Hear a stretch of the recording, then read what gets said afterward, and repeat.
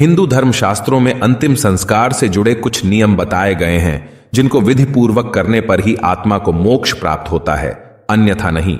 शास्त्रों में लिखित इन्हीं नियमों में से एक है पुत्र द्वारा किया जाने वाला पिता का श्राद्ध कर्म और पिंडदान। यह कर्म पिता की आत्मा और पुत्र दोनों के लिए बहुत ही महत्वपूर्ण होता है, क्योंकि अगर श्राद्ध कर्म विधि पूर्वक ना किया जाए तो पिता की आत्मा का उद्धार नहीं होता और पुत्र अपने पितृ ऋण से भी मुक्त नहीं हो पाता। श्राद्ध कर्म विधि पूर्वक ना करने से पिता की आत्मा को यमलोक की यात्रा में बहुत कठिनाइयों का सामना करना पड़ता है और पुत्र को पितृ दोष लगने के कारण बीमारी, गरीबी, कलह, जीवन के विभिन्न कष्ट झेलने पड़ते हैं। गरुड़ पुराण के अनुसार मृतक के लिए किए गए पिंडदान से आत्मा को एक हाथ लंबा शरीर प्राप्त होता है। मृत व्यक्ति की आत्मा इसी शरीर से यमलोक तक की यात्रा पूरी करती है। इसलिए यदि इन नियमों का पालन सही रूप से नहीं किया गया तो आत्मा इसी मृत्युलोक में भटकती है और प्रेत योनि को प्राप्त हो जाती है।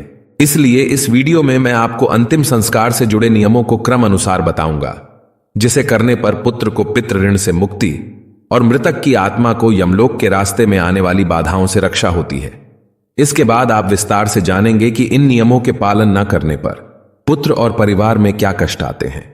इसके बाद आप जानेंगे कि यदि किसी व्यक्ति का पुत्र ना हो तो उसका अंतिम संस्कार किसे करना चाहिए और क्या महिलाएं भी अंतिम क्रिया में भाग ले सकती हैं या नहीं। इस विषय में धर्मशास्त्र क्या बताते हैं। लेकिन वीडियो में आगे बढ़ने से पहले आपसे अनुरोध है कि हमारे चैनल वैदिक ज्ञान संगम को सब्सक्राइब कर लें और व्रत त्योहार में खाए जाने वाले शुद्ध फलाहार और पूजन सामग्री को प्राप्त करने के लिए डिस्क्रिप्शन में दिए हुए लिंक को क्लिक करें और कमेंट बॉक्स में जय श्री नारायण लिखकर परमात्मा को अपना आभार व्यक्त करें।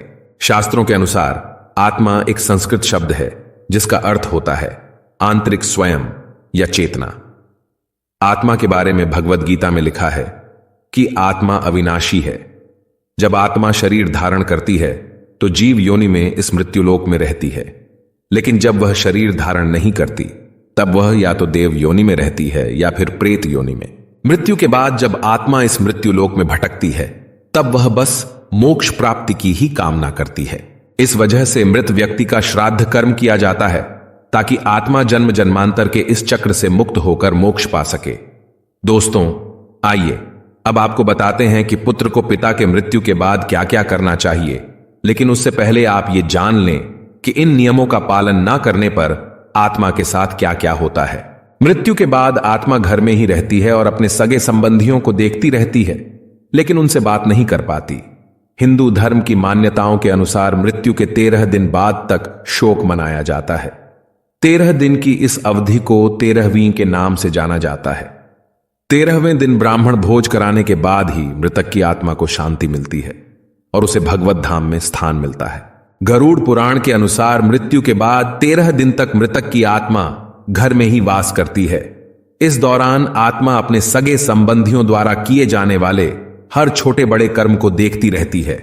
13 दिन तक दिए जाने वाले पिंडदान से ही आत्मा को एक अदृश्य नया शरीर प्राप्त होता है, जिसे पाकर और पिंड ग्रहण करके आत्मा अपनी यात्रा पर आगे बढ़ती है। अगर पिंडदान ना किया जाए तो आत्मा को कोई शरीर नहीं मिलता और आत्मा प्रेत बनकर इसी मृत्युलोक में भटकती रहती है। इसीलिए मृत्यु के बाद इन क्रियाओं को करना इतना आवश्यक माना जाता है। कुछ बुद्धिमान 13वीं के पीछे वैज्ञानिक कारण भी बताते हैं। ऐसा माना जाता है कि यदि कोई व्यक्ति 13 दिनों से अधिक दिन तक उदास रहता है तो वह अवसाद से ग्रस्त हो सकता है। इसलिए अवसाद से बचने के लिए भी 13वीं महत्वपूर्ण है। गरुड़ पुराण के अनुसार पुत्र कहलाने का अधिकारी वही है जो पिता को मुक्ति दिलाने के कर्तव्य का पालन करता है। पिता की मृत्यु पर पुत्र को ये 4 कर्म करने चाहिए, जिसमें सबसे पहला है गरुड़ पुराण का पाठ। दोस्तों, माता और पिता की मृत्यु के बाद पुत्र को गरुड़ पुराण का पाठ अवश्य करवाना चाहिए।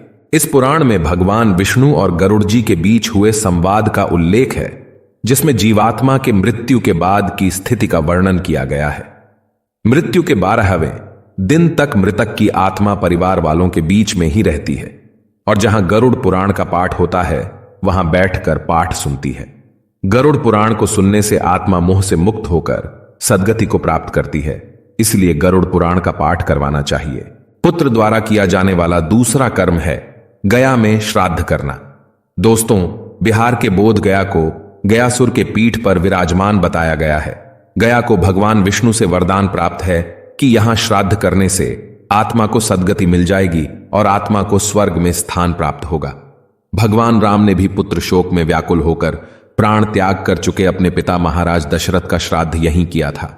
इस स्थान की मान्यता तो यहां तक है कि रेत के पिंडों को ग्रहण करने के लिए पितरों की आत्माएं प्रकट होती हैं और इन्हीं पिंडों को ग्रहण करने से उन्हें मुक्ति मिलती है। तीसरी चीज है वृषोत्सर्ग। गरुड़ पुराण में उल्लेख है कि मृत्यु के बाद आत्मा को यमलोक के मार्ग में वैतरणी नदी को पार करना होता है। यह नदी बहुत ही भयानक होती है। इस नदी को पुण्य आत्माएं बहुत ही आसानी से पार कर लेती हैं, जबकि पापी आत्माओं को इसे पार करने में विभिन्न तरह के कष्ट झेलने पड़ते हैं। वैतरणी नदी को आसानी से पार करने का एकमात्र उपाय गौदान है। जिस मृतक के पुत्र गाय के साथ बछड़े का भी दान करते हैं, उनके माता पिता सरलता से इस नदी को पार कर लेते हैं। इसलिए हिंदू धर्म में वृषोत्सर्ग का विधान है। दोस्तों, मृतक के निमित्त किए जाने वाले मासिक और वार्षिक श्राद्ध कर्म का पालन करना एक पुत्र का चौथा कर्तव्य है। धर्म ग्रंथों के अनुसार माता पिता की मृत्यु होने पर पहले 1 वर्ष तक माता पिता के नाम से हर महीने मृत्यु की तिथि पर मासिक श्राद्ध करना चाहिए। इसमें अपने सामर्थ्य के अनुसार ब्राह्मणों को भोजन करवाना चाहिए। इससे आत्मा को यम मार्ग पर आगे बढ़ने का बल प्राप्त होता है और उन्हें भूख प्यास से राहत मिलती है। इसके बाद हर वर्ष पितृपक्ष के दौरान पितरों को तर्पण और श्राद्ध अर्पित करना चाहिए। ऐसा करने से आत्मा को किसी बाधा का सामना नहीं करना पड़ता और वह अपने लक्ष्य तक आसानी से पहुंच जाती है।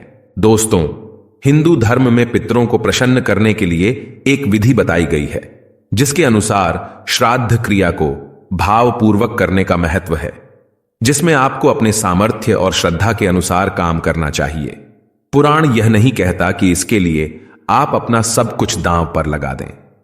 पितरों के प्रति श्रद्धा भाव रखने मात्र से भी पितृ प्रसन्न रहते हैं। इसलिए सही जानकारी प्राप्त कीजिए, क्योंकि गलत बताने वालों को खुद ही नहीं पता होता कि जो वह कह रहे हैं वह कितना सत्य है। चलिए अब जानते हैं कि अगर किसी व्यक्ति को पुत्र ना हो तो ऐसे में उसका अंतिम संस्कार किसे करना चाहिए। दोस्तों, गरुड़ पुराण में भगवान विष्णु कहते हैं कि यदि किसी मनुष्य का पुत्र नहीं है तो ये उसके और उसके पूर्वजों के कर्मों के फल हैं।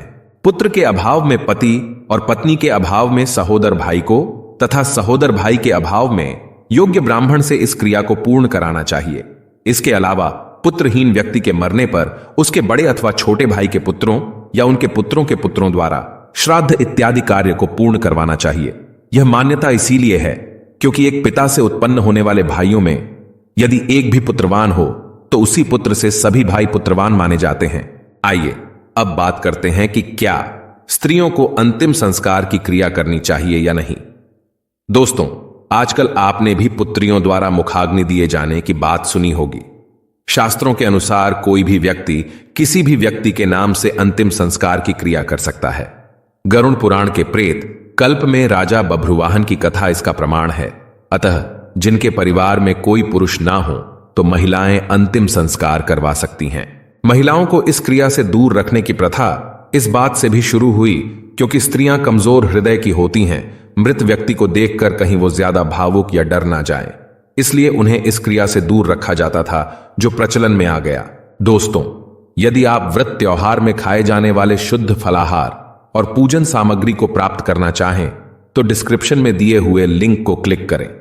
अगर ये वीडियो आपको अच्छी लगी हो तो वीडियो को लाइक करें और अपने बंधु बांधवों को शेयर करें और ऐसे ही वीडियोस को देखने के लिए हमारे चैनल वैदिक ज्ञान संगम को सब्सक्राइब करें।